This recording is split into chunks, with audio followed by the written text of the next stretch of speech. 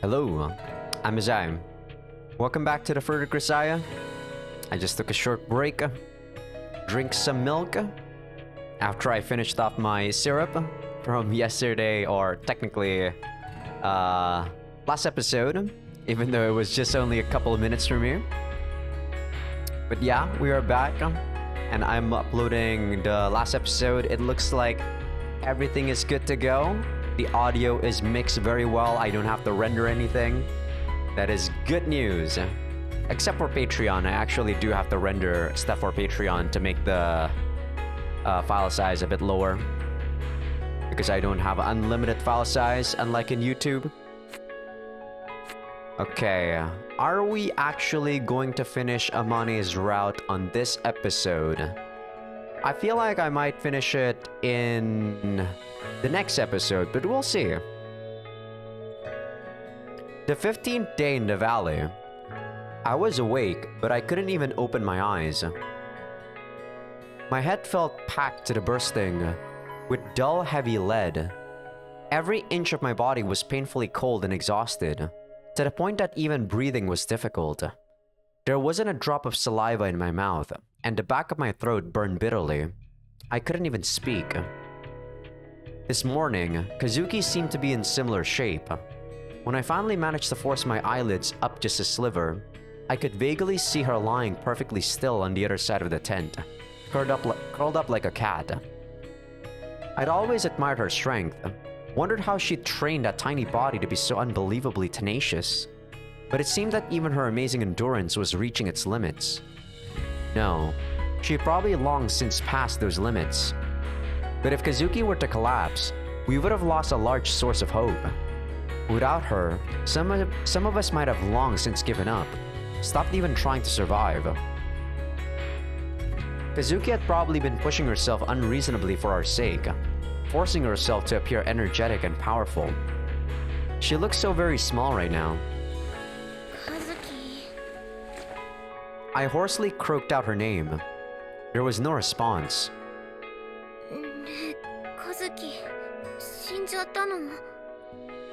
My arm had grown painfully thin, but it still felt heavy as I reached out toward my friend's back. She was still warm, and I could feel her back rising and falling ever so slightly with her breathing. She was still alive.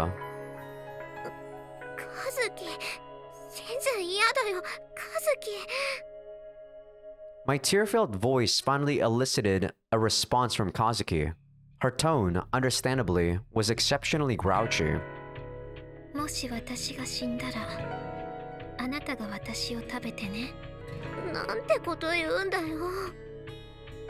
Kazuki's words abruptly brought back the memories of Hiroka-san's death, and my breath caught in my throat.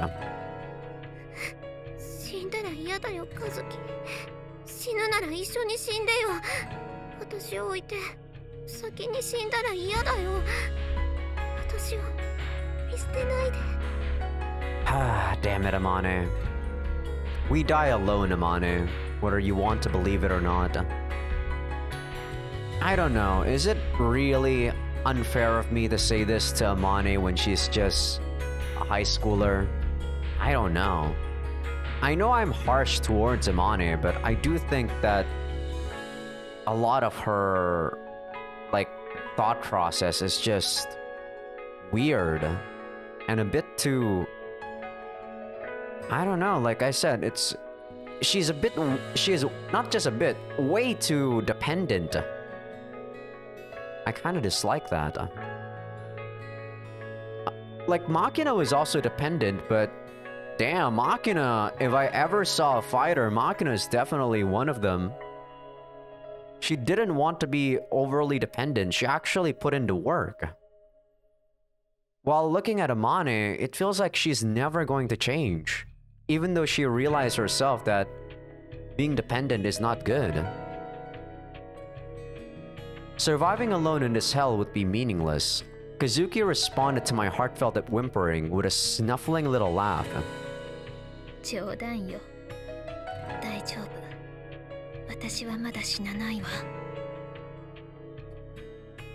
She wasn't going to die just yet, but eventually that time would come. Everything living dies, another rule of nature, the most fundamental of all. That inevitable end was no longer an abstract, distant concept for us. Our debilitation had reached the final stages. One by one, we were wasting away. I was one of those weird kids where I would have like lingering or like I would be living with dread at the back of my thought. Like I always thought that death was close to me. And that's why, I don't know, I didn't make a lot of friends. I wouldn't really make too many intimate relationships. Because in the back of my mind, like, it would just be painful when the time came where whether a friend of yours died or you're dead, right? Why make any actual meaningful things? But then, no need to worry. Now I don't think that way anymore.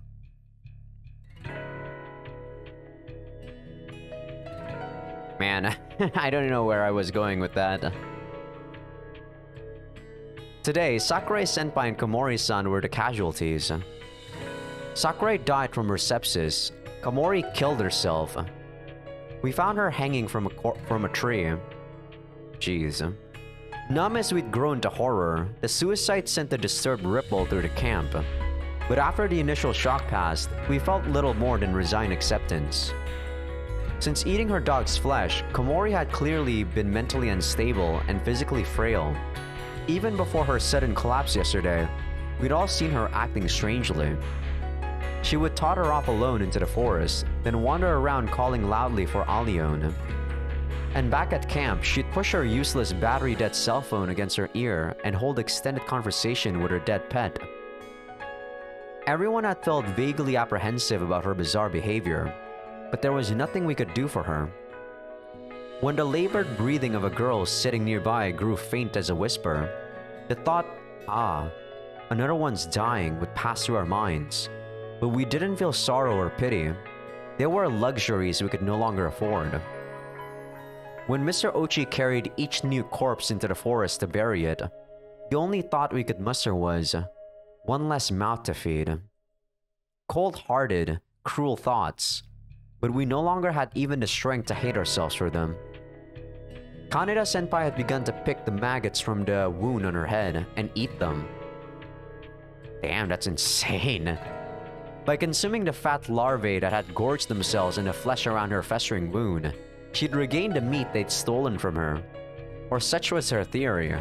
She'd come completely unhinged. Even as I hazily speculated, Kaneda might well be the next to die, I felt slightly envious of her. Such a total disconnect from reality must have been more pleasant than looking soberly into the face of death. The terror of watching your friends die one after another. The terror that you might be next. The escalating terror of our reality overwhelmed us, and some began to escape from it entirely. Drunk on the adrenaline our brains secreted to numb the agonizing fear, our thoughts lurched in bizarre, irrational directions. I don't want to die. If somebody dies in my place, maybe I'll survive. Without any logic or evidence, many had begun to believe something of the sort. That inside this ravine, one life could somehow be traded for another.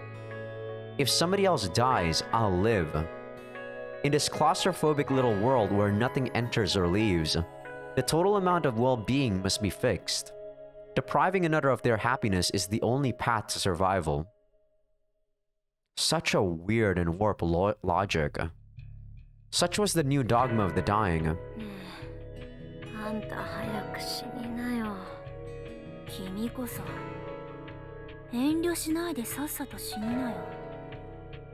That day, the only ones with enough energy to do more than sit limply on the ground cursing were Mr. Ochi and the captain. Since Mr. Ochi's return the previous afternoon, the two of them had made numerous trips to forage for food on behalf of those who could no longer move. They even cooked meager meals of wheat and snails, then fed them to the weakened girls. They spoke words of encouragement as they spoon-fed the feeble, "Don't give up. You can't die." If those two hadn't been here, none of us would have made it past morning. The thought drove home just how useless I was in comparison. and tears welled up in my eyes. Several times since Mr. Ochi's return, the two had even managed to capture a few animals deep in the forest. Little chunks of venison and wild hare began to appear in the standard wheat soup. The girls who ate it slowly began to regain some of their vitality. 和樹、お肉だよ。ほら、久しぶり。私はいいわ。誰か他の子にあげて。どうして？うかつに肉を食べると肝炎になるわよ。ちゃんと火を通してるから大丈夫だよ。私はまだ死にたくないし、生き残った後苦しむのもごめんだわ。By now, Captain Sakashita and Mr. Ochi were gathering the majority of the group's food. And Kazuki, whose sudden debilitation was so intense she had difficulty standing, had quickly and utterly lost the status she had gained among us since the fall. Everyone worshipped the captain like a god for providing food.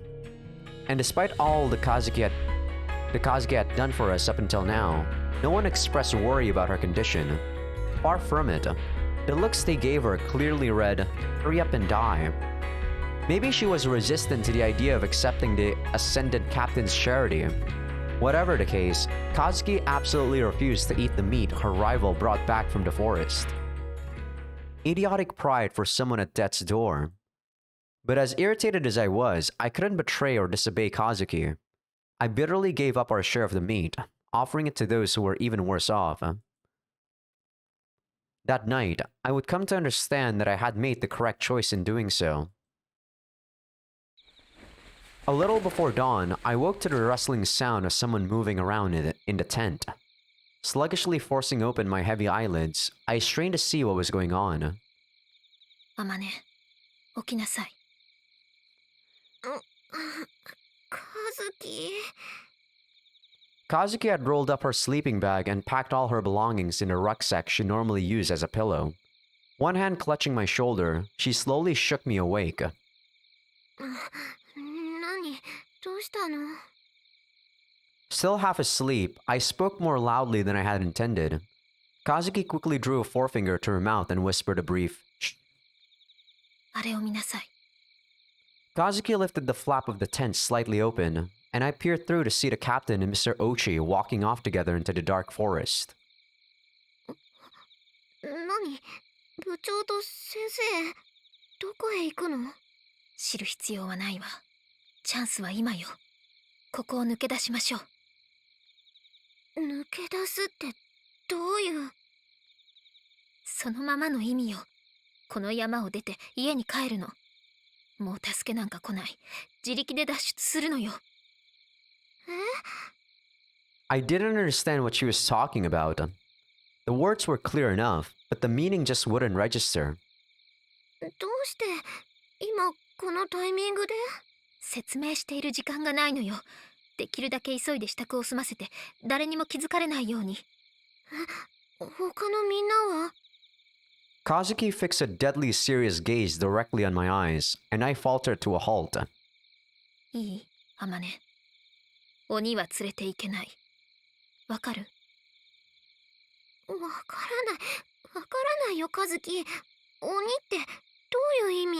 Man, you're so dumb, Amane. 知りたいのなら後で教えてあげる。いいから今は急ぎなさい。わかった。This is what happens when you stop thinking for yourself, by the way. To be honest, I didn't have the first idea about what was going on. But Kazuki was never wrong. If Kazuki told me to leave, I would leave. That simple fate was guiding me now. I stuffed my possessions into the rucksack as quickly as I could in the dim tent. Barely waiting for me to finish, Kazuki impatiently grabbed my hand and pulled me along, quickly and quietly leading me out of the camp. カズキ、どこへ行くの？静かについていらっしゃい。今全部見せてあげる。見せる？いい。決して大きな声を出してはダメよ。わかった？Just what was she planning to show me? Clueless but obedient, I passively followed Kazuki down the valley and into the forest. We were tracing the steps of Mr. Ochi and Captain Sakashita. For some reason, that realization filled me with dread. Some instinct was whispering faintly, "Don't go any further. Don't take another step." Some truths are best left unseen. My skin tingled as though all the pores in my body had suddenly opened wide. With every step, my heartbeat grew louder in my ears. Cold, sticky sweat settled unpleasantly in my armpits. 見てごらんなさい。 Whispering so softly I could barely hear her over the cries of the cicadas, Kazuki pointed through a thicket to the clearing beyond. Captain Sakashita and Mr. Ochi were inside, completely naked, making violent love like a pair of beasts. I think I can still show this, but this is a bit, bad. I guess when they don't blur it, I'll have to edit this out, at least for you guys in YouTube. Illuminated by the faint moonlight that slipped through the cracks in the tree canopy, the captain's white skin shone vividly in the darkness. In their frenzy, they had yielded utterly to the base instinct for survival, the impulse to preserve their genes. Reveling in her obedience to that animal instinct, the captain screamed with crazed pleasure.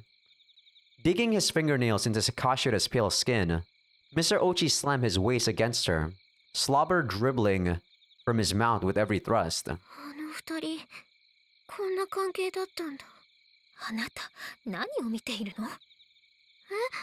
周りをもっとよく見てごらんなさい。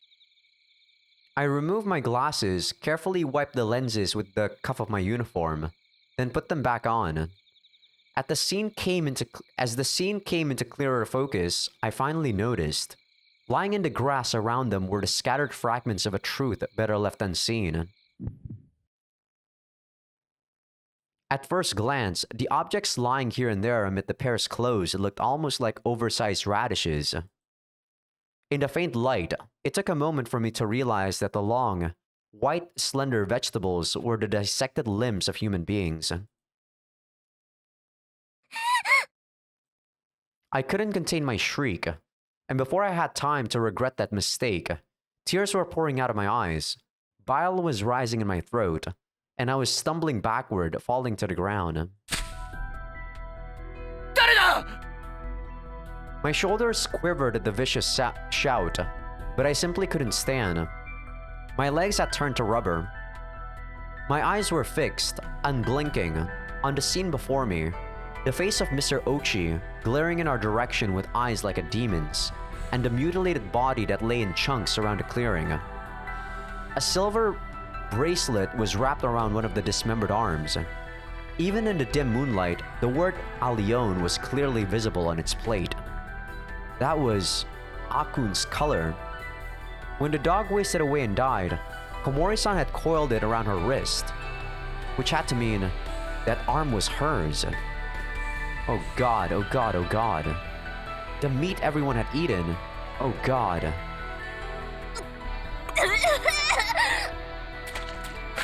A burning tide of gastric juices surged up my throat. As I noisily vomited onto the ground, Kazuki grabbed me by the shoulder. With a flat, "We're going to run now," she forcibly dragged me to my feet. Disoriented, the taste of acid thick in my mouth, I let Kazuki pull me into a run. From behind, I heard the captain's snarling voice. The voice that had always encouraged me during practice. Firm but kind. Good hustle out there. The voice that had offered us all reassurance as she distributed the food. Don't give up. Captain Sakashita's voice was now.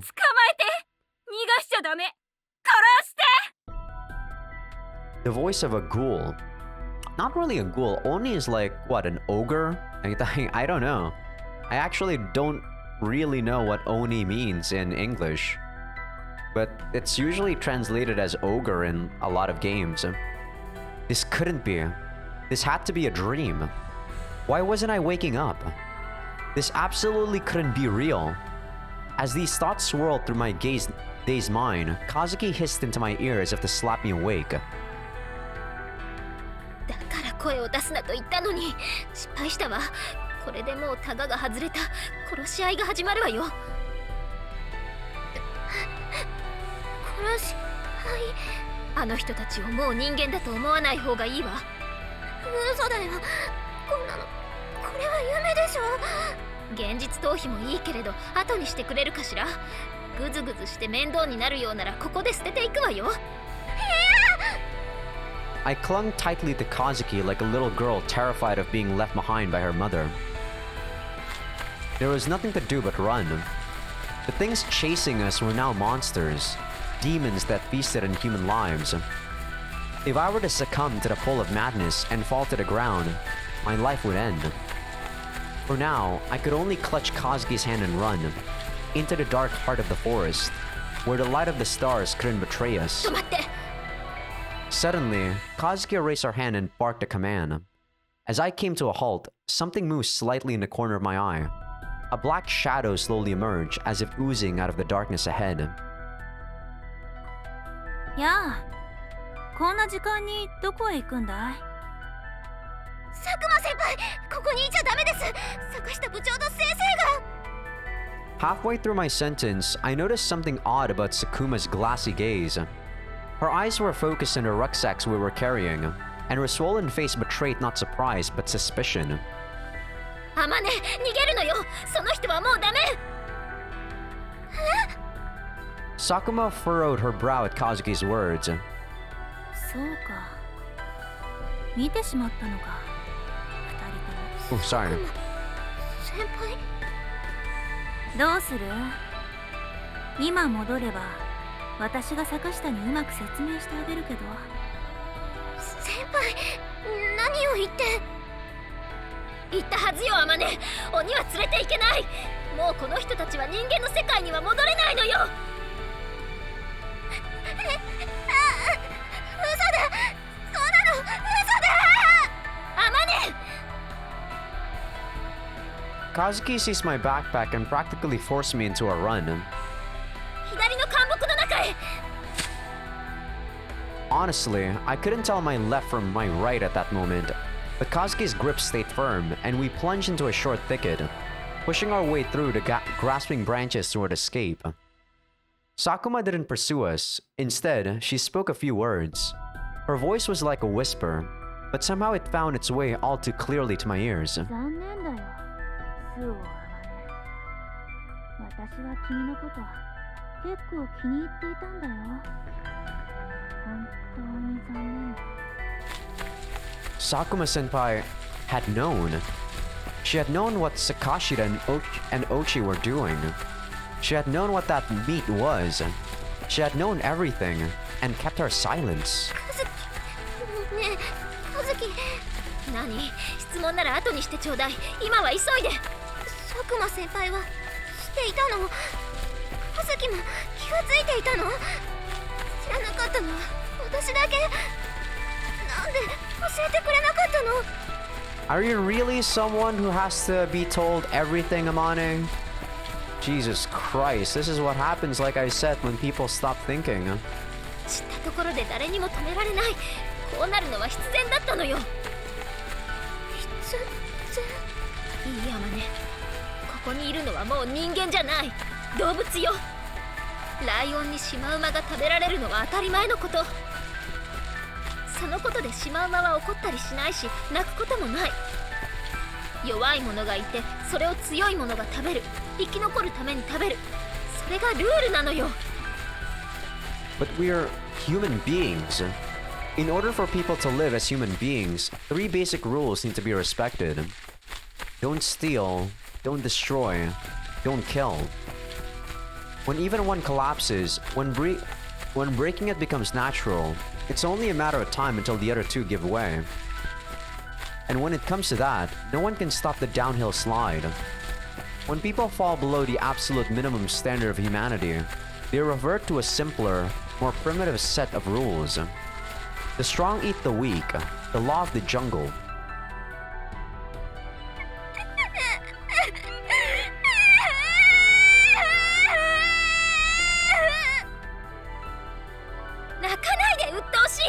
I agree, my goodness.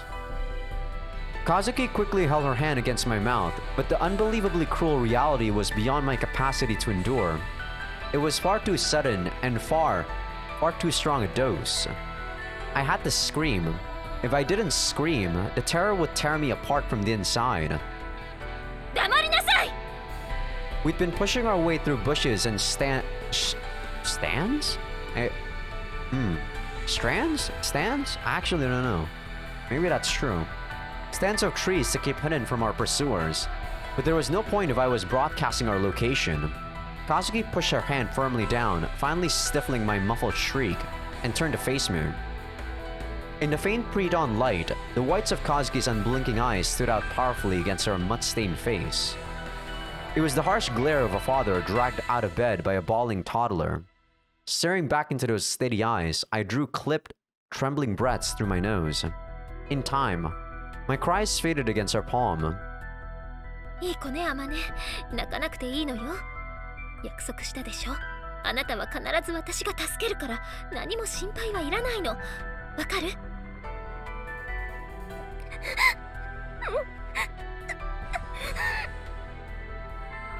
My throat was continuing to spasm convulsively, probably because I'd stopped crying so suddenly. But despite everything else, the feeling of Kazuki's hand squeezing mine tightly was genuinely reassuring.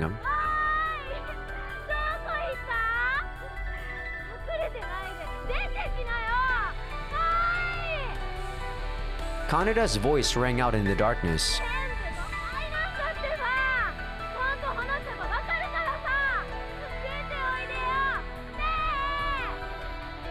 From the volume of her voice, she was no more than 20 or 30 meters away from the thicket where we crouched, hidden. I looked back to Kazuki's face and spoke in a whisper. 金田先輩だよね。鬼に飲み込まれたか、騙されているのか、脅されているのか。どのみちあの人ももう引き返せない。 The footsteps of the ghouls approached us from behind. If they caught us, would they kill us immediately or make us one of them? Kill you? Why would they even make you one of them? It's... why? It'd be too troublesome. Are you kidding me, Amane?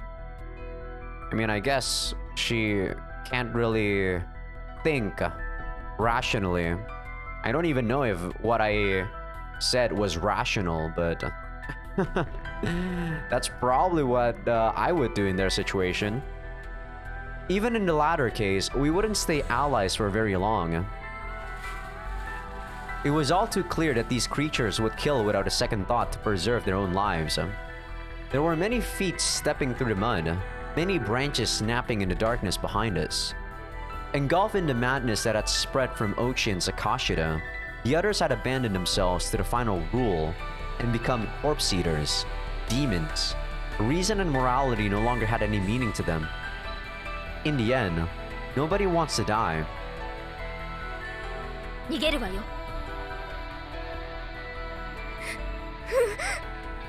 We fought our way forward through the soft, slushy mulch of decayed leaves, desperately climbing the slope before us. My feet sank deeply into the muddy soil, my legs, trembling from malnutrition, tangled awkwardly with every stride. Our pursuer's eyes glistened in the darkness like pools of oil. Those eyes betrayed no hatred, no anger. They weren't the eyes of people looking at their enemy. They were the eyes of beasts that knew no emotion but hunger. They were looking at their prey. If they catch us, they're going to eat us on the spot. The terror paralyzed my brain, and even focused, the slope would have been difficult to climb. My leg caught in a muddy patch of leaves, and I tumbled down onto the ground. I'm not gonna lie though, if I were them, I'd probably just have a knife and kill every last one of them. But I guess Kazuki and Amane are probably... one, they're too tired to do this, right? But yeah, if I were them, I'd probably try to kill them off. But then again, I wouldn't know what to do if I were also hungry and malnourished. アマネ、立ってお願いだから。もういいよ、カズキ。行き私はもう無理。怖くて動けない。 My hands shaking pathetically, I lowered my rucksack to the ground, then took out a kitchen knife carefully wrapped in newspaper. 生きたまま食べられるぐらいなら、私今ここで死ぬ。 Man, you are so dumb, Amane. If you had a kitchen knife, you could stab them from the back, you know. The ghouls would swarm around my corpse like a pride of lions after the first kill. That distraction would at least enable Kazuki to escape. I unwrapped the stainless steel knife from the newspaper with trembling hands. But at the sight of the shining blade, my mind froze with dread. If I stab my neck with this, will I die instantly? I bet it's going to hurt. Oh god, I don't want to hurt. No, don't stab your neck. Stab your heart if you want to die in a single thrust. Jesus, why would you do it on your neck? But as my hands continued their relentless, terrified trembling, Kazuki knelt down beside me and gently wrapped them in her own. その役目は私がやるわ。私がおとりになると言っているのよ。でも Before I knew it, Kazuki had smoothly taken the knife from my hand. どうしてカズキが I was the one who couldn't move. I was the one who'd given up. Why should Kazuki be the one to do this? For my sake. It made no sense. いいアマネ、よく聞いてちょうだい。 Holding the knife in an underhand grip, Kazuki lowered her rucksack from her back and pressed it against my chest. この中に隠しておいた食料と塩が入っているわ。ペース配分を考えてちゃんと計算して消費するのよ。カズキ、あなたに預けておいたチョコレートとキャンディーも全部あなたが食べていいわ。それとこれ。 Kazuki reached into the pocket of her skirt and took out a few sheets of paper from a memo pad. ここに生きて山を脱出するための方法をメモしておいたから、これをしっかりと読んで諦めずに進みなさい。やだ、カズキ、嘘でしょ。どうして私を見捨てるの？大丈夫よ、私は死なないわ。いつか必ずまた会えるからね。本当？あら、私が今まであなたに嘘をついたことがある？あるんでしょ？発覚していない嘘と真実との違いを述べよ。配点10点。冗談を言ってる場合、カズキが一人で逃げてよ。私はもう疲れちゃったよ。もう無理だよ。いいから行きなさい。私を誰だと思っているの？私に従っていれば何も心配はないわ。ほら、立って走るのよ。カズキ、絶対に振り返ってはダメよ。ほら、急いで走りなさい。They say that a person's true nature is revealed only when their back's against the wall. I abandoned Kazuki to save my own skin. Leaving her as a decoy, leaving her to be eaten, I moved my legs furiously, desperate to gain every centimeter of safety I could. There was no doubt in my mind she would die. She would die slowly, in agony, eaten alive by demons in human form. Kazuki would be the sacrifice, and one cowardly, worthless girl would survive a little longer. I was overflowing with guilt. Bitter tears of shame rolled endlessly down my face. Even if I got away, even if I returned alive, this unbearable self-loathing would crush me under its weight. With every step I took, that conviction grew stronger. My legs were leaden underneath me.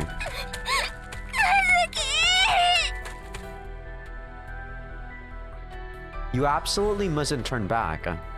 She had told me clearly enough, but just once, at the end, I stopped. I looked back.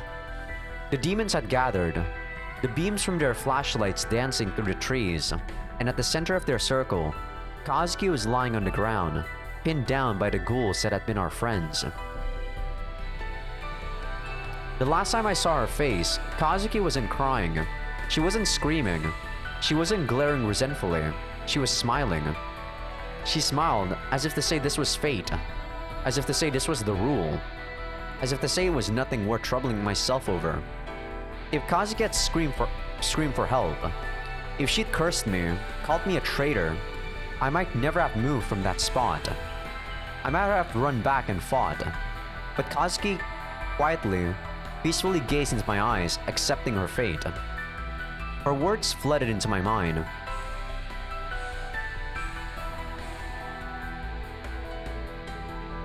I stopped looking back. I turned my back on her for the last time, and I ran, chanting "forgive me" in my mind like a mantra.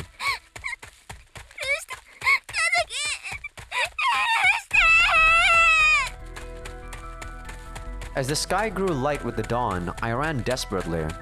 Not knowing where my feet were carrying me, I simply fled, pushing through the forest in a frenzy, as if to escape my own terror and guilt.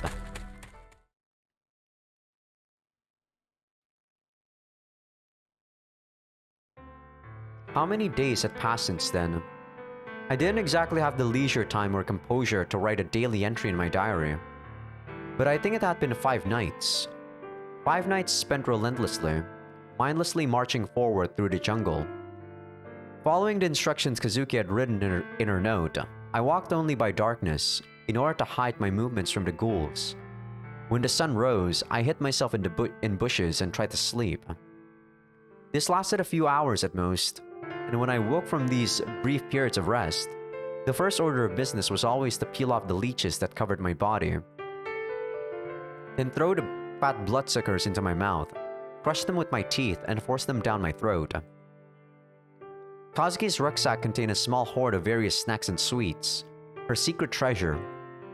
Just as I thought, she'd stolen the food from Ozawa's belongings on the very first day, then carefully stashed it away. Since escaping, I hadn't touched those precious snacks, not even once.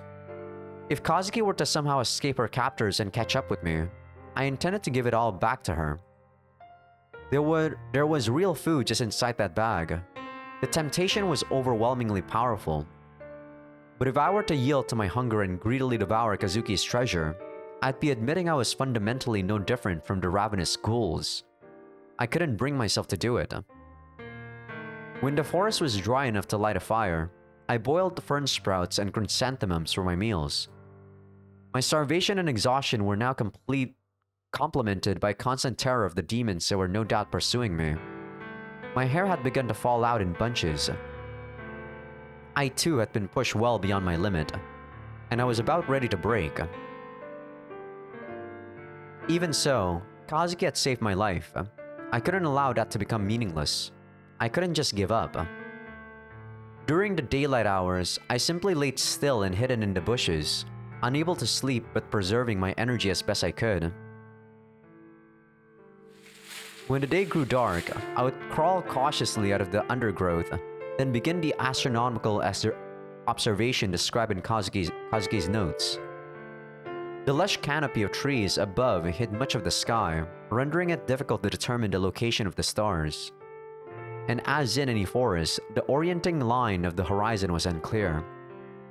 I might well have been able to get a better view by climbing one of the taller trees, but I no longer had the strength to do any such thing. Just how far had I walked? Walking meant pushing my way through lush weeds and wild grasses, struggling through thick bushes that obstructed my path. The distance I moved in any given day didn't amount to much.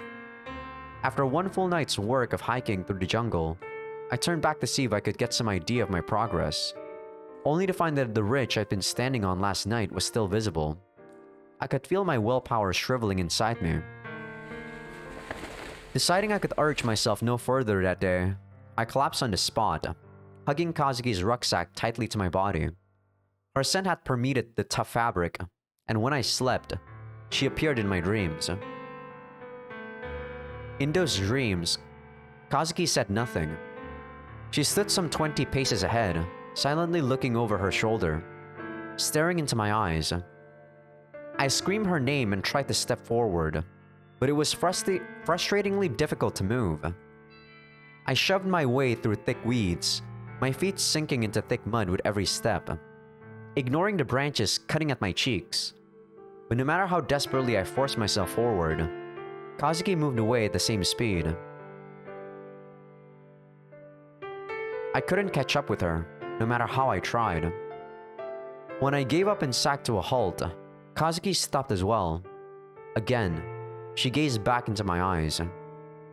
What on earth are you doing all the way back there? She never spoke, but her expression conveyed the words clearly enough. Kazuki. I awoke at the sound of my own sleep-talking. I was no longer dreaming of food these last few days. I'd come to realize what I wanted more than anything else in the world was no longer food or drink. It was Azaikyousuke. This I find quite unbelievable. When you're past the limit of your physical body, there is no way you are gonna be like dreaming about something this sentimental. Sure, it's a huge shock, and sure, your friend being like eaten or technically like taken in front of you is going to cause you to get some nightmares, but 5 days you're eating wheat still and you're running. You do not have any food and you have food in front of you and you're saying you're not eating that. You're no saint, Amane. I know you're no saint, and you don't have the self-control for that. This I find truly unbelievable that she actually did not eat and actually dream of Azaikyousuke. And once again, I walked through the night. As I dragged my heavy legs forward, exhausted and starving, Kazuki came into view a little ways away. She strode slowly ahead through the dark forest, her back turned to me. 待ってよ、Kazuki.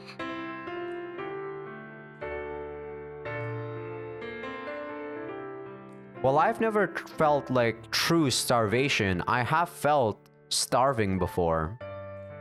And trust me, you wouldn't be thinking about anything else except your own stomach. Physical limits are easier to reach compared to mental limits. And as I pursued, I could see many others further beyond. Vaguely defined figures walked the same path as Kazuki, flickering and melting into each other. All wore a familiar school uniform. Even in the darkness, I knew them. That one had to be Hiroka. Further on, I could see Sakurai. Many others as well. Shikanai, Ozawa, Okabe, Alione, frolicking around Komori's feet. The ones who had already died walked among the trees, shimmering hazily in the night. They looked over their shoulders one by one and spoke, this way. Ah, I finally started hallucinating. Guess I'll just be following them now. Have them guide me to heaven. No. Will it really be heaven? Well, I've been in hell until now. If they're taking me somewhere else, it's probably heaven, right? みんな、待って。私、うまく歩けないよ。置いていかないで。ねえ、みんな。I could no longer lift my legs. The world grew cloudy before my eyes. A heavy, leaden drowsiness assaulted my mind. Even where I was, what I was doing, had begun to grow fuzzy. With the thought, guess this is as far as I go, I fell hard to my knees, then pitched forward onto the cold earth. もう、ダメだ。情けない。私、天国にも行けずに、このままこんな中途半端な場所で死ぬんだ。As I pressed my face into the ground, my ears began to ring. A fairly common phenomenon before passing out. It's something like the sound of your own baseline brainwaves. Ugh. Faint here and the leeches are going to be all over me again. But as the thought ran vaguely through my wobbling head, my ears picked up a noise clearly distinct from that high-pitched tone. What's that sound? I focused my mind on that strange noise and decided it sounded almost like a car running on an unpaved road. Specifically, the sound of tires rolling through gravel. And mixed in with that with that crunching white noise, there was something like the weak whining of a 3-cylinder engine. Ah, sounds just like a mini truck. Heaven sent somebody out to greet me? Are angels these days in the habit of picking up the dead in cute little pickups? なあ、ほな。 When the sound passed, the ringing in my ears was gone as well. Once more, I pulled my ragged body off the ground. Once more, I forced myself upright, my weary legs trembling with the effort. I hadn't realized during the night, but apparently at some point I'd drawn near a road. A real honest-to-God road. A path human beings traveled. Beyond the thick rows of trees, through the wet, cold dawn air of the forest, I could see the gravelly track stretch out below. This isn't a hallucination, right? Incredulous as I was, I didn't take the time to pinch my cheeks. Half siding down the muddy slope, I made my way toward the road that lay before me. 嘘。本当に。 It wasn't paved, it wasn't well maintained, but without a doubt, it was a road surfaced by human hands, traveled by human vehicles. My mind whirling, I began to walk unsteadily down the road in the direction I thought the truck had been headed. And before long, I found myself in front of a vast field, extending as far as the eye could see. It was full of thousands and thousands of cabbages.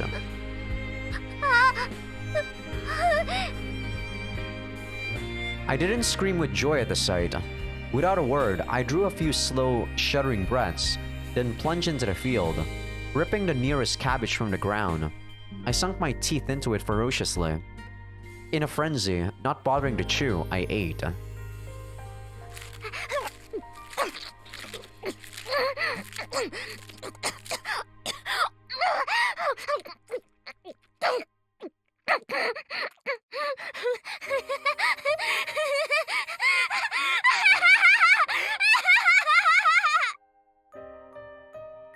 My first thought wasn't, I'm saved. It wasn't, I can finally go home. There was only one thing in my mind, eating the cabbages in front of me. Without a drop of seasoning or even a sprinkle of salt. Those cabbages were so delicious, my eyes rolled back in my head from sheer ecstasy. I ate and ate, deliriously, frantically, as if possessed. Cackling madly, I ate. Laughing in between the spasmodic whimpers that seized my throat. Tears pouring down my face, I ate. It was 30 minutes before the farmer's housewife noticed something single-mindedly ripping through the cabbage field like a crazed wild animal. When she ran to tell her husband about the bizarre creature devouring the crops, he ran out with his hunting rifle, only to find a human being. It was another 30 minutes before the ambulance he called arrived. And lying in my hospital bed, I finally told the local police officers who I was, that I'd been on a bus that had gone missing nearly 3 weeks before. And so, at the cost of many terrible sacrifices, one pathetic girl crawled her way back to the human world alive. Thank you. Can't believe we're done with that.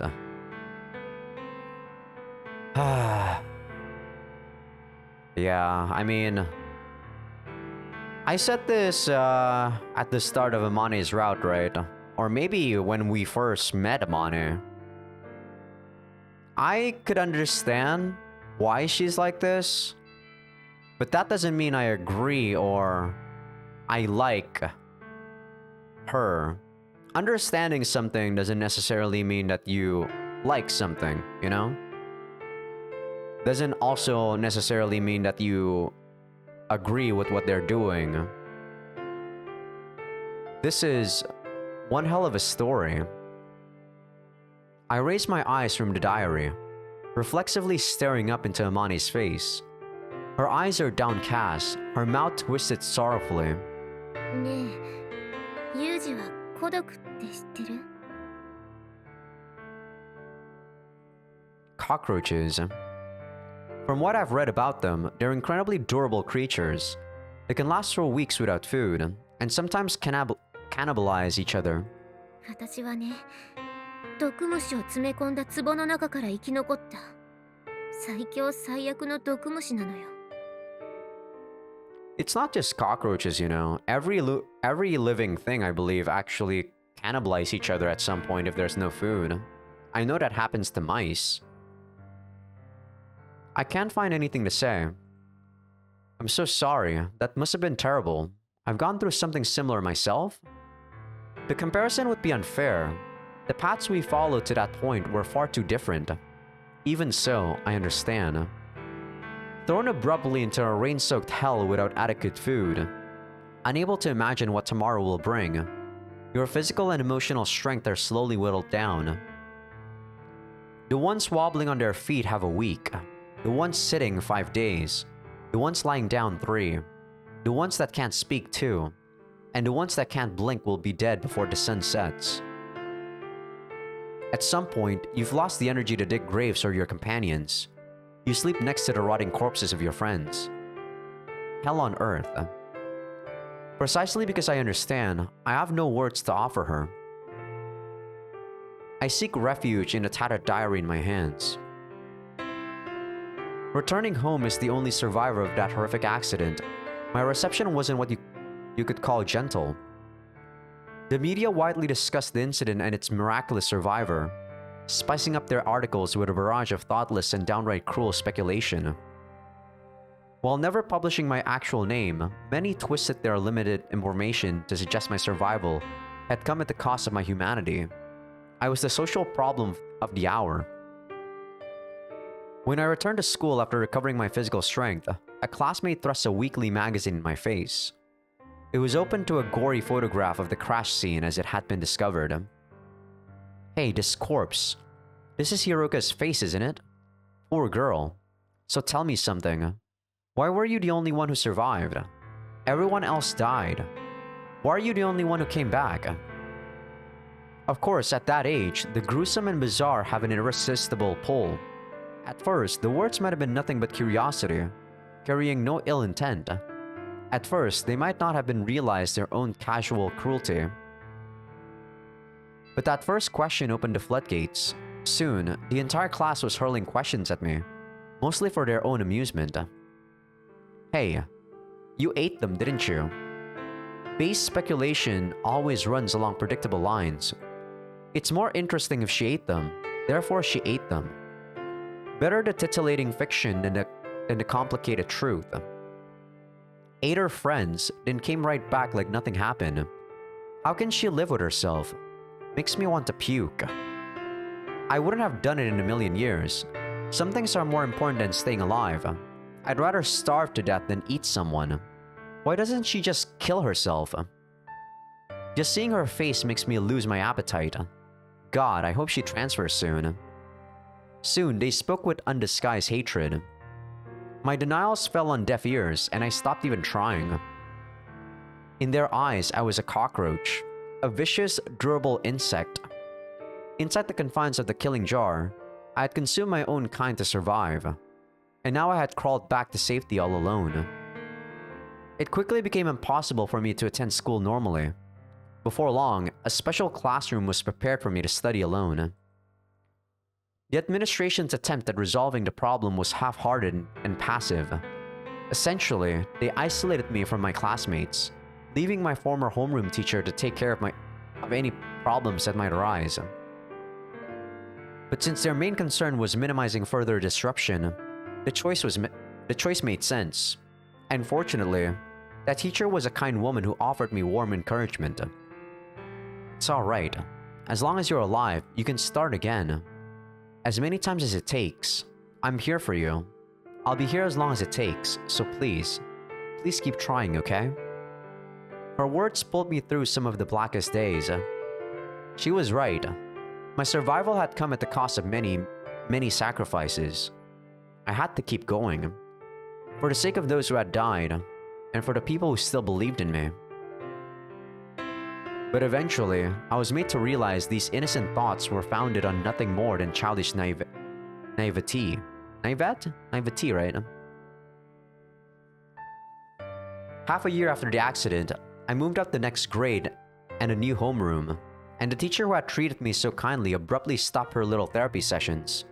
Her attitude changed. The sympathy left her eyes. In the end, her kindness had been nothing more than the professional mask of an adult doing her job. That realization hurt me more deeply than any of the lies or insults ever had. After yet another day of isolated misery in an empty classroom, I returned home to find the words "cockroach nest" scrawled in huge letters across the side of my house. My mom was crouched beside the graffiti with a bucket and brush, tears in her eyes as she desperately tried to clean it off. Her teeth were tightly clenched, as if to keep the sobs inside. They'd made her cry. They'd made my stout-hearted mom weep as miserably as a child. Hit by a wave of inexpressible, overwhelming sadness, I fell to my knees on the spot. Is other people's misery really that much fun to you? The reality had nothing to do with it. They weren't even trying to look at the truth. All they wanted was an interesting story, and my suffering seemed to be highly entertaining to them. I could endure the slander and abuse, but at this rate, I would end up becoming a blight to my own family. I simply couldn't take anymore. What did I survive for anyway? This? If I just died with everyone else in that valley, none of this would have happened. I wanted to turn back time. I wanted to go back into that ravine, to redo it all from the very start. I could see nothing in my future, so I fantasized about the past. Even so, I resigned myself to the present. I accepted the ridicule and ostracism of those around me. I stepped over the bodies of my friends to save myself. Surely I needed some punishment for that. Of course, no one was going to object to my suffering. It was the least I deserved. I could prostrate myself weeping in front of my friends' graves all I wanted, but no one was going to forgive me that easily. Until I had suffered more than those who had died, no one would approve of my continued existence. This was my punishment for surviving. I accepted it. I knew that I couldn't expect clemency. But even so, I desperately needed someone to give me the hope that it might end. That someday I might be forgiven. Self-loathing was my only means of atonement, and it was a feeble counterweight against the sin I was committing with every breath I drew. I was gradually driven into a corner. How wonderful would it have been to run from it all, to shed the weight of what I'd done, but the punishment for surviving was impossible to escape. I had no choice but to bear it. I tried to be strong. I tried to act cheerfully in the face of it all, but it was so very hard. The slightest smile on my face would inspire condemnation. How can she laugh after what happened? If I ran away from their words, they'd condemn that as well. My sin would never fade, not for all eternity. Every once in a while, I dreamed at night. Always the same nightmare. Always in the same place, the depths of that hellish jungle. In the gloomy forest, the girls from the basketball club sat on the roots of trees, still and quiet. One by one, they slowly died. The corpses lay against the trunks of the trees, swelling up with gas like gruesome balloons. Their faces had been bloated from the start by their severe malnutrition. Soon, it was impossible to tell where their eyes had been. Eventually, their mouths creaked open, and the gas inside their bodies began to leak out into the humid air, with a sound like a ghostly moan. Before long, those faint sounds would become voices. Amane. Amane, help me, Amane. I don't want to die, Amane. It hurts so much, Amane. Why only you? Why, Amane? Why won't you help me? Hey, Amane! I'd lost count of how many times I'd woken up screaming in the middle of the night. Going to sleep had become terrifying. But even awake, I could hear the voices whispering in my ear. The voices of my friends calling my name.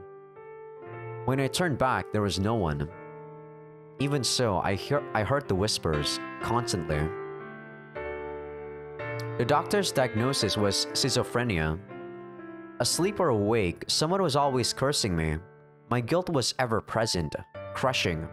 I had no refuge. In time, I lost the ability to distinguish between reality and my dreams. Even awake, I screamed at phantoms. One morning, standing on the train platform, I was shoved from behind by a figment of my own imagination and fell hard onto the track below. I understood perfectly well that my own accumulated guilt had given me that push, but knowing did me no good. Sometimes, I thought about just dying, but I couldn't commit suicide. If I took my own life, I'd be branded for all eternity as a coward who fled from the punishment her actions had earned. Maybe someone would be so kind as to kill me instead. A random, violent death in another's hand might well be my only possible salvation. If someone killed me, I could escape without having fled from my responsibility. If someone would only punish me. Yes, that was it. Every time someone harassed or tormented me, it felt as though the weight of my sin on my shoulders grew a little lighter. If I could live my life entirely for someone else's sake, maybe someday I'd be forgiven. But for that role, I needed someone who would punish me for the sin of surviving. So that when moments of happiness found me, when I laughed, I could simply offer a silent apology to the dead. I needed someone who would give me an excuse for when the voices whispered in my ear. I needed an answer to their resentful curses. See, I'm getting exactly what I deserve. I absolutely needed that. In the end, I wasted 6 years of my life waiting for someone who could bring me that hollow, self-serving comfort. そんな時、私に罰を与えるのにふさわしい男が現れた。私を助けるために自分を犠牲にした風見一樹。その風見一樹の弟、遺族、それがユージだったんだよ。You weren't really being punished by serving us, were you, though, Amane? Weren't you happy, quote unquote, in your own words? ずっと黙っててごめんね、ユージ。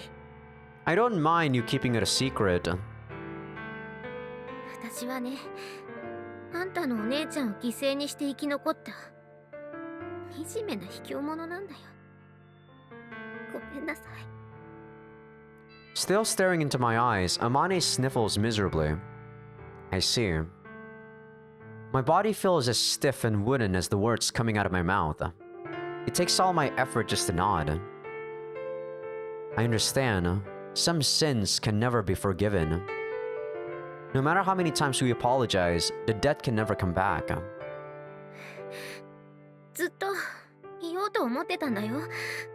謝ろうと思ってた。でも言えなかった。私ね、事故の後、一度だけ和樹の家に行ったことがあるの。家族の人には本当のことを全部話そうって思ってた。信じてもらえなくても、ひどく責められても構わない。でも一言謝りたいってずっと思ってた。でも和樹の家には誰もいなかった。近所の人に話を聞いたら、1年も前にご両親が離婚されて、それからずっと空き家だって。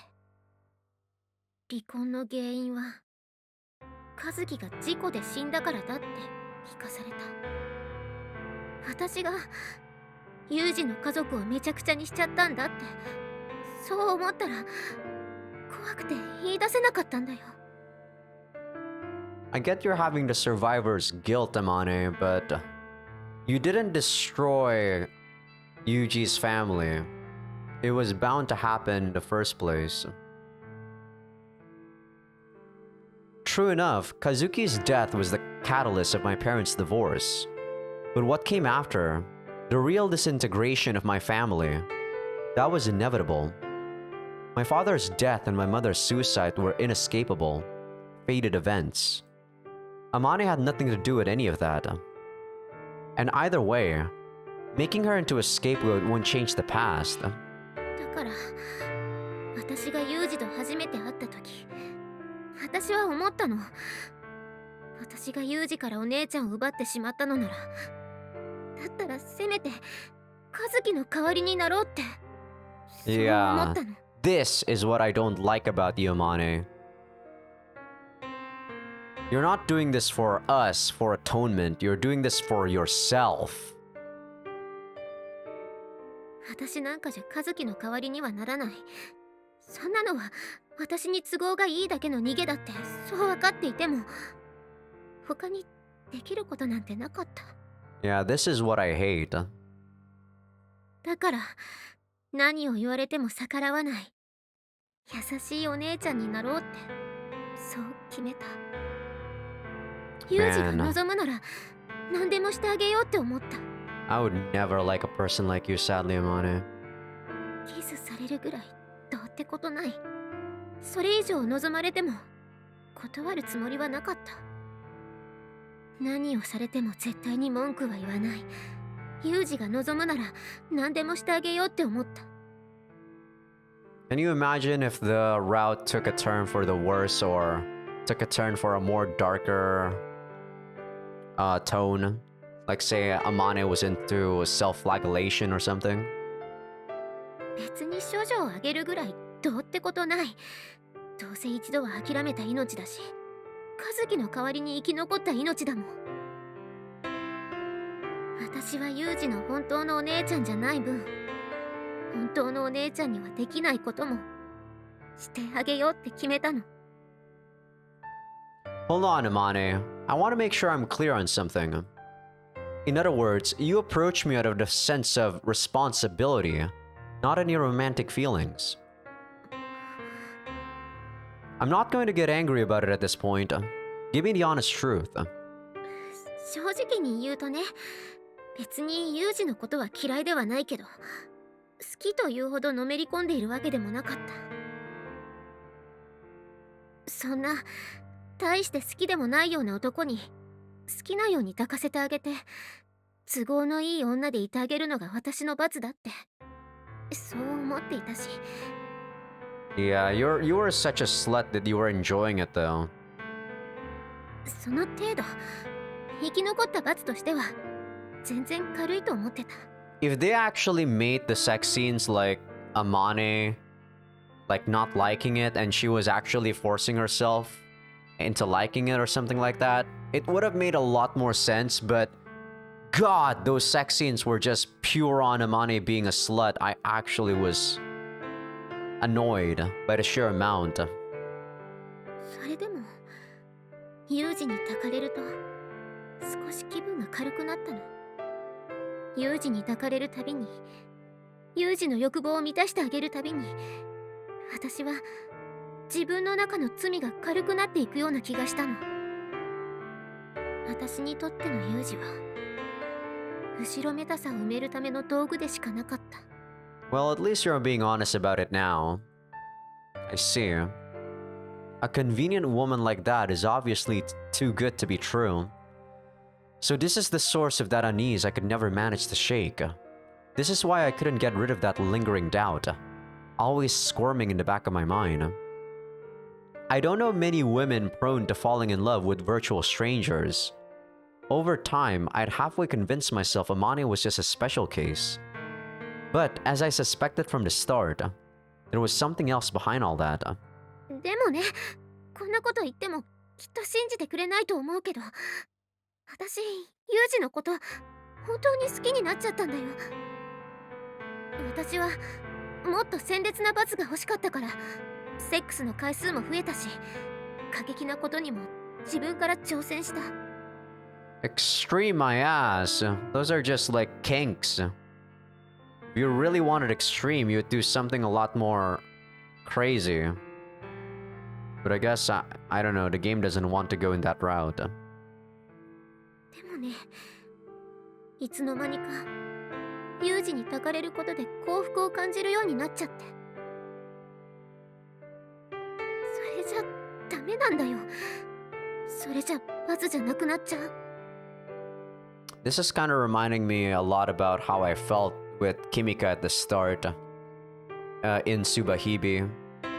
Of course, in Kimika's case, she was actually doing something that I think was very crazy and notable. While Amane, clearly what she's doing is just, at the end of the day, making herself happy. Is it a sin though, trying to make yourself happy? No. But I do feel like fooling yourself into thinking that you want to atone for your sin, but turns out you're just trying to make yourself happy, is something that I can't agree with. And that's exactly what you're doing, Amane. 気がつけば沈静化していた悪夢とか幻覚とか幻聴がまた復活して、みんなが私を責めるんだよ。またお前だけ幸せになるのかって。もっとずっと強い罰が必要なのに、これ以上ユージを好きになっちゃダメなのに。Yeah, then just leave him. You want to be punished, don't you? どんなに好きになっても、私の行く場所にユージを連れてはいけない。私一人で行かなければいけないのに。もうこれで最後にしよう。本当のことを打ち明けて、この人とは別れようって毎回そう思うのに。次の日の朝に目を覚ませば、もう一日だけ明日になったら別れを切り出そうって思うようになって、いつの間にかずるずると。怖かったんだよ。何度もあんたのお姉ちゃんを見殺しにしたのは私だよって言おうと思った。そう口にしてしまいたかったのに。でもそれを口にすれば、きっとユージは私の前からいなくなる。No, I probably think that Yuji probably wouldn't care, Amane. He'd be shocked, sure, but I don't think he wouldn't really care about the past all that much. He wouldn't use you as a scapegoat, his own words. きっとユージは私を孤独から生きて戻った不吉な女と蔑んで、あんた食ったのかって、化け物でも見るような目で私を見るに違いない。そう思ったら怖くって、どんなに謝っても私が見捨てた和樹は生き返らない。だからごめんね。 She didn't say but, that's why she said. So in other words, she went in reluctantly, but now she's pretty much enjoying herself. Exactly. In the first place, why are Amane's romantic feelings the first thing on my mind here? My sister, my family, all that is just a messy, ugly pain in the ass. In the end, I think I'm much more concerned about what comes next. At times like these, the fundamental strategy is to hear out the woman's story and throw in a few vague responses here and there. But I think I may need to say something pretty soon. ねえ、ユージ。Yes? 私を殺してくれない？ Say what? 私はこんなことでしか罰を受けられない。こんなことでしか許しを得られない。だったらもうユージに殺してもらうしかないの。ごめんね。 Once again, giving the... depending on someone else once again, Amane. Not being able to kill yourself, you are asking someone to do it for you. What the hell are you talking about, woman? Have you gone soft in the head? Huh. You expect me to kill someone who squeals like a piglet over a single chop to the head? Don't make me laugh. ごめんね。 And that's another thing. Stop with the damn I'm sorry, will you? I can't stand that phrase. Those were the final words my mother left for me before her suicide. Utterly empty, barren words. Words of surrender. Every time I hear that phrase, I remember myself the way I was. I remember my failure, my inability to act, and my chest throbs painfully. First off, don't try to mimic Kazuki, alright? I only had one sister, and she's gone now. Or what? Do you enjoy ripping open my old scars or something? This "I'm sorry" chorus of yours is putting me in a lousy mood. ごめん。 I'm telling you to stop that, idiot. I mean, weren't you Kazuki's classmate? Didn't she ever tell you not to say sorry so damn much? Very well then. Allow me to increase your repertoire of phrases, you mush-brained parrot. Repeat after me. Thank you. ありがとう。 Every time you feel a sorry crawling up your throat, change it to thank you before it gets out of your mouth. That's your punishment. Don't even think about dropping your apologies on me, arbitrarily deciding you've been forgiven, and flying off into the night. Got that? 私、バカだからよくわかんない。どういうこと？ You really are a dim-witted woman, you know that? Ah, god damn it. How am I supposed to explain this? Christ, I'm just as dim-witted. Let me think for a while. You're a distraction, woman. Go sit on your heels and reflect on your idiocy. I'm going to get my thoughts together. 正座で？ Sit.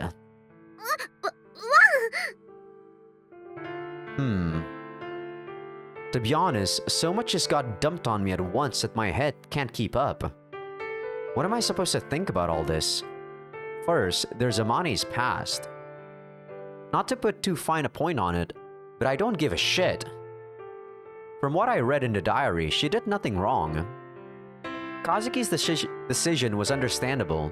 I probably would have done the same thing in her place. If anything, Kazuki's at fault for enjoying that nice heroic death, leaving all the messy, angsty business of surviving to her friend. True? For one thing, I'm still not fully convinced Kazuki would die as easily as that. But either way, that's not the problem. The past is the past. Nothing can be done about any of that now. You can spit out as many what-ifs and if-onlys as you want, but unless you're using them as a reference for the next time, it's a meaningless exercise. The only thing that matters now is what we do next. Amane! Amane! はい、なんでしょう？ All said and done. You love me, yes? Confirm or deny? そう、ごめん。いや、ありがとう。 Very well. Sit. ワン。 Amani says she loves me. So how about my own feelings on the matter? I've thought them over many, many times. I'm pretty damn sure by now. I love Amani. I'm a bit ashamed to say it, but on a purely practical basis, I doubt there's another woman in the world as convenient as her. Then again, is that really all there is to it? As I fold my arms in thought, I find my eyes have come to a rest on a beautifully folded work uniform. My job is pretty rough in the clothes. They snag on thorny bushes, rip against walls, and drag along the ground.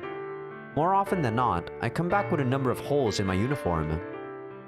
It was only a few days ago that I realized those holes were being repaired.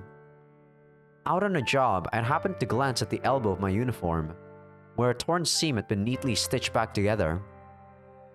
A colleague, noticing as I stared at the careful needlework, asked, "Your wife sewed that for you?" And the words, "Guess so," slip out of my mouth. Startled by my own reply, I thought long and hard about what Amane was to me. While wearing the clothes she'd mended for me and stuffing my mouth with the lunch she'd packed for me, I pondered the matter. What about Amane had I fallen in love with anyway? Her looks? True. She was definitely an attractive woman from any angle. The long hair and nice scent didn't hurt either. Maybe because she was so willing in bed. Another definite plus. Amane never complained, and she was up for anything, anytime. But neither of those had much to do with it, really. I can't express it too well, but for example, the way she mended my clothes without a word, and the lunch she always packed for me. Right. To summarize, she always did so much for me. Amane devoted herself to me. For a boring man like me, she did all that without being asked. And that made me happy, simple as that. Even if Amane had been unbelievably ugly, I would have fallen for her. Not too sure about that, Yuji. Not too sure about that. People say that all the time, but if people are truly ugly, I doubt people... Or, like, ugly and beautiful is a bit subjective. But if she were truly ugly to you, I would doubt that you would be attracted to her. Don't be a hypocrite now. By the same token, whatever happened in the past, I'm not going to stop loving her. That feeling isn't going anywhere, no matter what. 何？ Nothing. Shut your trap, I'm still thinking. はーい。 Still sitting ramrod straight on her heels, Amani's face droops like a pouting puppy given the command to wait. Watching her comically forlorn expression, I move on to consider the final problem. I could simply tell her you're forgiven on the spot, but there's no way that would resolve the issue. If anything, my forgiveness might well inspire her to go looking for a new punishment, driving her to erratic, even dangerous behavior. In that case... Alright, Amane. The matter's been decided. On your feet. ちょっと待って。足がしびれて。Right then. I'll help you up. Here. ありがとう。よいしょっと。それで、私はどうすれば。 I've thought this over pretty carefully, but let me make one thing clear first. I don't intend to take pity on you because of your past. Everyone has a regret or two. It's a natural part of being alive. That said, I also understand yours is a particularly complicated, painful one. Telling you forget it or don't worry about it would be a waste of breath. Remorse that deep isn't just going to stop tormenting you. You might well end up carrying it on your shoulders for the rest of your life. And this idea that your current good deeds can somehow redeem you for what happened in the past is a load of self-serving crap. I agree. You've got no choice but to receive your punishment for the rest of your life. I also agree. I'm not really old or wise enough to say that's life like some sort of authority on the matter. But at the very least, I think I'm better accustomed to living with suffering than you. Therefore, I will now arrogantly throw my conclusion in your face. Accept it gratefully. You asked me to kill you just now, right? 言った。 Not attached to your life? 私の命が欲しいって言うなら、ユージにあげる。 I see. Alright, I accept. From this moment forth, you're going to live the rest of your life for my sake. It's just some crappy life you picked off the ground in the mountains, right? Can't be worth that much to you. I'll take it off your hands. でも... What now? You have a problem? Too bad. You gave your life to me, so I can do whatever the hell I want with it. You have no right to complain. なんだろう、もうちょっとわかりやすく説明してもらえると嬉しいんだけど。 Nothing to explain. Nothing's really going to change. Just keep doing what you're doing. Live for my sake. Devote yourself to me. I'm the king. You're my pet dog. Got it? 変わらないってどういうこと？ You have a wad of marshmallow fluff for a brain? Fine. I'll put it even more simply and rudely. God damn you. How dare you leave my sister to die? I'll never forgive you. You're my slave for life. Understood? If you understand, bark like a dog, you filthy mutt. Amane, stay with me for the rest of your life. That's your punishment.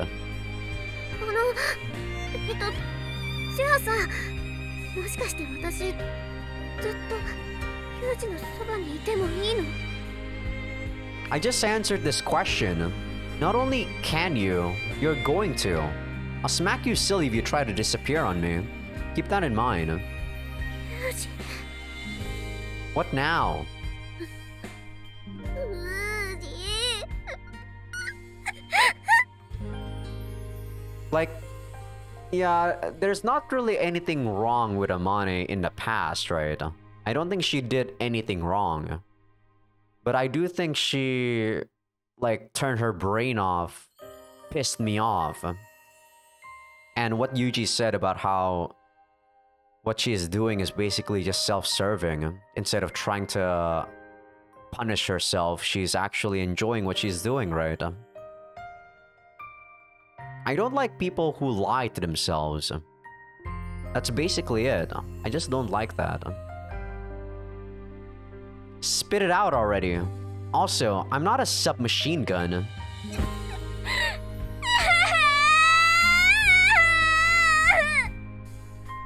Oops.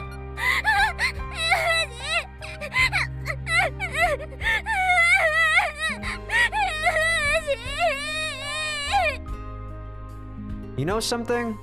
You always make this ridiculously ugly face when you cry.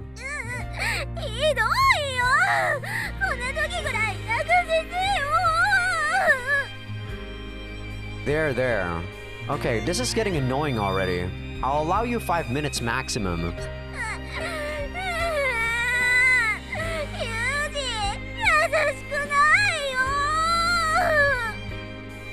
If I was nice, it'd hardly be a punishment. As Amane breaks down into tears, I wrap my arms around her and hug her tightly to my chest.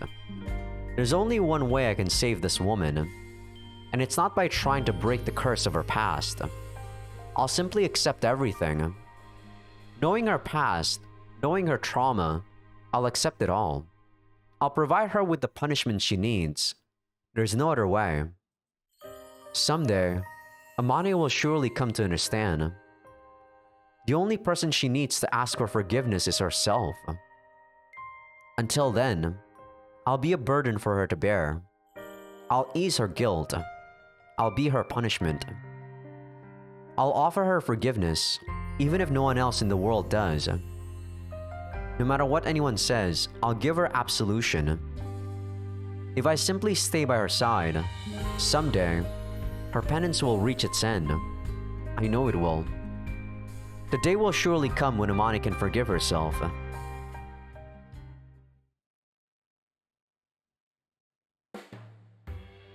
Even after those revelations, there haven't been any major changes in my life with Amane. The only real differences that come to mind, Amane has calmed down on the clingy demands for aggressive sex, and I've started to notice subtle shifts in her emotions. From what Sakaki tells me, this had been going on frequently even before now, but when something happy or fun happens, Amane tends to get a slightly brooding look on her face. Now that I understand these signs of her self-reproach and guilt for what they are, I admonish her. You're allowed to smile. Sometimes I outright order her to do so. And although I know she's still thinking, a cowardly insect like me has no right to be happy, she always manages to give me a sweet, artful smile in response. Yeah, in comparison to what you went through, Amane. In the game that I played called Amori. Damn, that game actually made me pretty torn. Ugh, that game. That game was good. Good in a bad way. I do highly recommend playing that game. It's actually out on the Switch a couple of, I think a month ago at this point. God, that game really gave me a fright. Amane once told me I had a crappy excuse for a smile. Do be careful though when playing that game. It's not good for your mental health. Definitely wasn't good for mine. And now I understand why she saw through it so easily. She's a far more experienced master of the forced smile. It might sound like a joke, but it seems that Takizono Private Academy actually had formal lessons on how to push her face into an elegant smile. Kazuki had always been even worse at smiling than I was. Imagining her desperately trying to contort her face into a friendly simper is absurdly amusing. Hey Amane, tell me something. That smiling lesson or whatever, I assume Kazuki participated in it as well. どうだろう。私 D 組だったから A 組の和樹とは授業が一緒になることはなかったし。Heh. But seriously, just thinking about it makes you laugh. Kazuki, curtsying politely in time to the teacher's piano with a beaming smile on her face? I'd pay money to see that. ていうか、和樹のそんな姿を見たら逆に笑えないような気もするけどね。 Come to think of it, when Kazuki was still a grade schooler, I did see her practicing her smile once. え、嘘、あの和樹が？ Not sure when this was exactly, but Kazuki came to deliver something I'd forgotten to my classroom. A classmate came up to me afterward and asked me about her. Why is your big sister always so cranky? In this kind of scared little voice. Of course, I said, that's just normal for her. When I returned home, I told Kazuki one of the kids in my class thinks you're kind of scary. Guess it was a little bit of a shock even for her. She started practicing her smile in front of the mirror after her bath. Funny, right? そうだね。 You're allowed to smile yourself, you know, or even laugh. うん、わかってる。6年も前のことだし、もう笑って話せる時期だってのはわかってるんだけどね。 Smiling is the duty of those who are left behind. Please try. でも、私、和樹のことを思い出すと、やっぱり。 No good, huh? From reading the contents of Amane's diary, I understand that she worshipped Kazuki like a god. Odds are, giving her my standard order to smile now would only worsen her suffering. To be honest, the topic of my sister still stings a bit for me as well. But I guess I've developed my own way of coping with it. Amane, tell me something. Do you really believe Kazuki is dead? え？それってどういう意味？ Exactly what it sounds like. To be honest, I don't really buy it. Certainly she's dead on paper, and they did find something that was thought to be Kazuki's corpse at the site. But I just can't believe she died that easily. それは私だって信じたくはないけど。 I'm going to get into slightly gruesome territory here, alright? The corpse of Kazuki they found on the site had been cut to pieces. You know that as well, right? うん。 But for some reason, they never found her head. What do you think of that? She gave you a hint herself, didn't she? A long time ago, Kazuki told me about a swindle where careful cutting and pasting makes 10,000 yen notes into 11 slightly smaller ones. And she showed you a similar trick with 11 carats. Corpses aren't any different. Just as an example, if you happen to have 10 of them lying around, you could probably make 11. Don't you think? 嘘。だってそんなことが人間と人参は違うよ。 Not to Kazuki, they aren't. じゃあ、和樹は生きてるの？ I don't know that. If she is alive, why hasn't she shown herself to us? It's all a mystery. But there's one thing I'm confident about. I don't think Kazuki would accept death that easily. And she always did have a number of personalities, characters she'd play. By now, she might well be casually going about her business somewhere as a totally different person. I can't shake that feeling. At the time, 13 corpses were discovered at the crash site. Many of them had been horribly damaged, but the numbers matched. The investigators didn't have any reason to be suspicious, and the corpses were roughly identifiable. There was no point in DNA testing. Given the dismembered, partially consumed state of many of the bodies, a few missing parts wouldn't have inspired any serious doubts. And of course, Kazuki's head was never discovered. When they discovered the corpses, they did investigate the cause of death, but there was no DNA testing performed. 和樹が生きている？ No, I'm just saying it's possible to think that way. It's not like I have any real evidence. でも、和樹は言ったよ。私は死なないって。いつか必ずまた会えるからって。確かに言ってた。 Right, but look, Amane, I'm not seriously trying to push this theory on you. All I meant was, thinking Kazuki might still be alive somewhere might help you find the courage to... You're not listening to a word I say, are you? Hold on, where are you going all of a sudden? Apparently remembering something, Amane dashes off as if stung by a whip.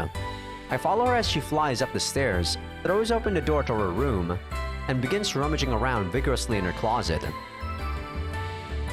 Hello? Amane? Amane-san? Anyone home? あったこれ見て Hmm? What's this? Pulling out a storage case that had been carefully tucked away in the back of her closet, Amane takes out a sheaf of yellowed memo paper, wrinkled and stained by patches of dried mud.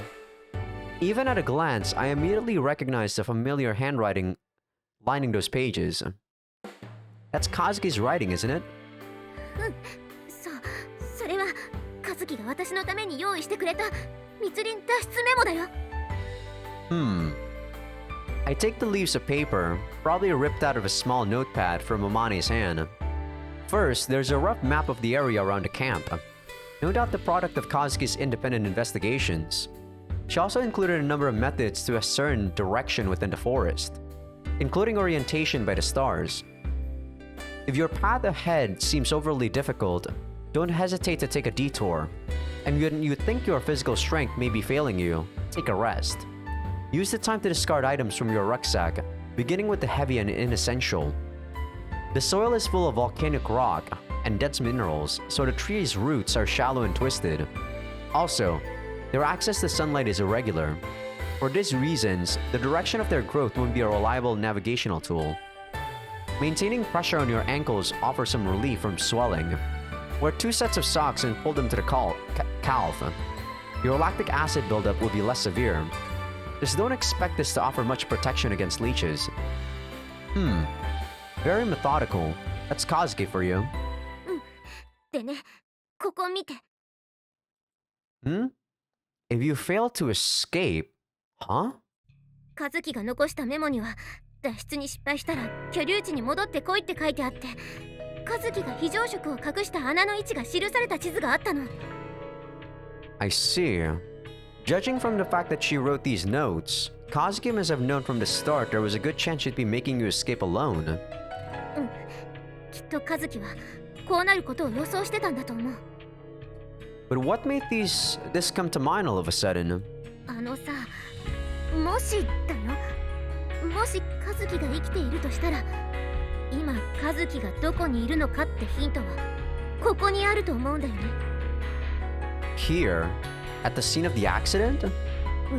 そう和樹が私に最後に残したものってきっとこの非常食を埋めた穴の中にあるんじゃないかな和樹は事故の翌日シャベルを抱えて一人で森の中に入っていったあれってバスの中から回収した食料とかを埋めに行ってたんだと思うんだ和樹は時々一人でふっといなくなることがあってずいぶんトイレの近い子なんだなって思ってたけど多分頻繁にその穴に何かを隠しに行ってたんじゃないかって I see.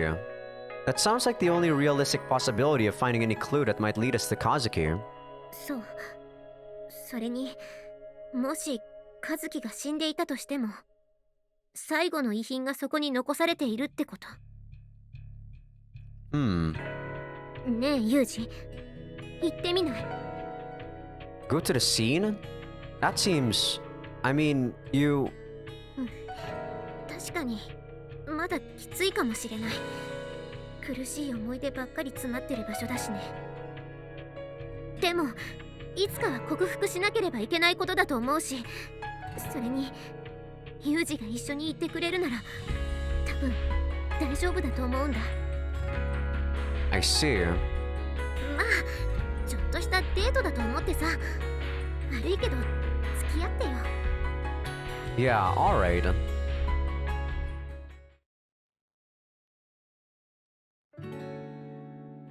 The very next morning, we borrowed the mini truck from the school, packed the box lunches Amane made, and readied ourselves to set off for the scene of the accident. At first, we planned to go by train, but the nearest station turned out to be more than 10 kilometers away from the mountain.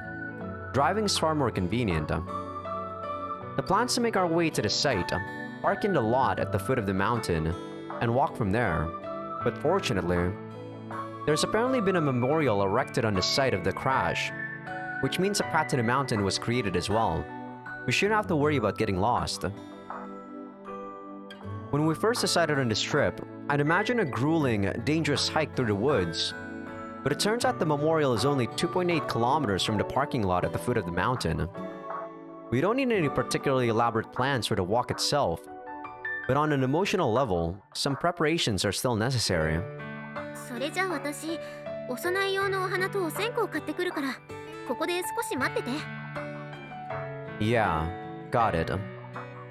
Parking the mini truck near the Mishima Cape train station, Amane slowly lowers herself out of the driver's seat. Not that it's any surprise, but she seems a little awkward and subdued. Watching Amane walk off with purse in hand, dragging her feet like an exhausted office worker, heading off to buy her low-calorie lunch, I heave a little sigh. To be perfectly honest, it's not like I seriously believe Kazuki is alive. I'm sure it's the same for Amane. If anything, this visit to the scene of her ordeal has more to do with Amane facing her own memories head-on. I don't think the secret stash of Kazuki's is particularly meaningful. My hopes aren't exactly high for some sort of clue. I'm just praying we don't end up digging up something unpleasant. If Kazuki left her last will and testament or something in that hole, Amane might come out of this bearing even deeper wounds than before. Even so, it's been 6 years since the accident. After all that time, Amane's finally gained the courage to return. That feels like a significant change. Maybe she'll be able to start coming to terms with what happened. Maybe her burden will grow a little lighter. The point of visiting a grave is to bring comfort to those left behind. That's a firm belief of mine. I might have been a little too lost in thought. I didn't notice the man approaching until he was standing immediately behind me. Kazami Yuji-san desu yo ne? Yes? The man seemed to pop out of nowhere. Concealing my surprise, I turned slowly to face him. Did he just call me by name? I'm not famous enough to be recognized by random strangers on the street. I carefully observe his face, then look over his clothing from head to toe with a single sweep of my eyes. A man with a light build, most likely in his mid-40s. I don't recognize the face. Even though it's the middle of summer, he's wearing a windbreaker jacket, as though headed out on a fishing trip. He's got a hunting cap on top of his noticeably graying hair, and a beat-up old pair of long boots on his feet. On the whole, he leaves a pretty shabby impression, but the cologne he's wearing isn't cheap, and the glasses on his face are a first-class name brand. I don't remember him as a local shop owner or anything, but if he's just some tourist come to fish in the sea, it makes no sense that he'd know my name. Excuse me, but who are you? おっとっと、ですよね。これは失礼。私は坂下と申しましてね、Amaneさんの大ファンなんですよ。Amane's? 最近なんですか。Amaneさんに彼氏ができたと小耳に挟みましてね。一度お会いしてみたいなと思っておったのですよ。You came here just to meet me? いえいえいえいえ。今日ここでお会いしたのは偶然なんですけどね。たまたまAmaneさんとご一緒のところをお見かけしたもので、なぜか妙に嬉しくなってしまいましてね。ついお声をかけさせていただいたと、そういうことでして、はい。Is that so? That's a load of crap. The story's dubious enough, but my intuition's telling me there's something insincere about the man. For one thing, he's forcing his face into a smile by jerking up the edges of his mouth. For another, his eyes are dark and cold, and there's a strange superficial gleam floating on the surface. They resemble two deep wells of oil. The man stinks. His body odor's normal enough, but something about him stinks. It's a familiar, unpleasant smell that makes the back of my nose tingle ominously. The scent of bloodlust, tinged with madness. Pardon me, but what do you do for a living? まあ、こんな身なりですからね。わからんのも無理もない話ですな。実はつい最近まで IT 関連の会社の取締役をしてたのですが、どうにも生きがいというものをなくしてしまいましてね。急に仕事がバカらしくなったとでも言いますか、今はご覧の通り恥ずかしながら無職の身でしてね。Don't worry, I'm also unemployed, Mr. Sakashita. I see. Well, Yuji's probably not familiar with Sakashita, even though he just read the diary. But I have been reading through the diary for hours, so of course I would know who this is. Who is he? At the very least, he doesn't seem to be involved in my line of work. The face isn't familiar, but more importantly, he holds himself far too loosely for a pro. Even the Langley suits who spend most of their time behind desks project a little more menace than this. それでもね、会社を畳んでみて初めて分かったことというものもありましてね。真っ白だった私の頭の中にぽつりと目標のようなものが浮かんできたんですわ。目標なんて言ったら少し大げさかもしれませんね。なんと言いますかね。やり残したことがまだあったんだなって気がついたんですよ。Are you feeling alright? 何がでしょう。そうか。時間ですか。私は暇ですが、そうですね。いきなりこんな話を聞かされても退屈ですよね。すみません。Not at all. それじゃ私はこれで失礼します。くだらない話に付き合わせてしまってどうもすみませんでした。The man abruptly turns around and walks right off, his small hunchback unsteadily swaying back and forth. I watch him as he goes, but all of a sudden he seems to have disappeared into thin air. What the? The sound of his footsteps, the faint smell of his cologne, the sight of his hunting cap weaving forward. I can't pick up any trace of the man. He's melted into the low buzz of the station streets as if he was never here in the first place. Wasn't a ghost, was he? Of course, I don't really believe in any such thing, but that sudden appearance and equally abrupt exit were about as ghostly as it gets. お待たせ。何？どうかしたの？ No, it's nothing. This weird old man just struck up a conversation, that's all. 変なおっさん？誰？ Oh no, kind of a creepy one though. There's no doubt in my mind he's an amateur. But I can't get over the gleam of madness in those eyes. I've seen that gleam before. Those are the eyes of a man who's thrown away everything. The eyes of a man who's fixated himself on one goal, abandoning all for the sake of his country, comrades, or family. The crazed eyes of a fanatic.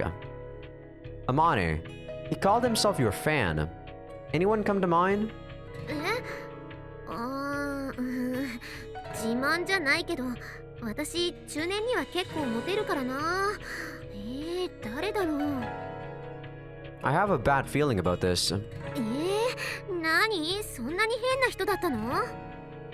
It was like talking to a grim reaper in human form. I've got this sickening tingle in my chest. やだ、ちょっと大丈夫？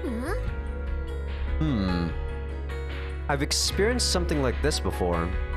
I don't know when exactly. Probably in early childhood. It's a vague memory that my mind doesn't want to remember too clearly. A dark, unpleasant memory, locked away for many years, suddenly oozes out from a crack in the wall. The old man, huh? I close my eyes slowly as the sensation of cold perspiration grows in my armpits. Trickles of salty sweat roll down my forehead and over my closed eyelids. My hands are clenched tightly into clammy fists.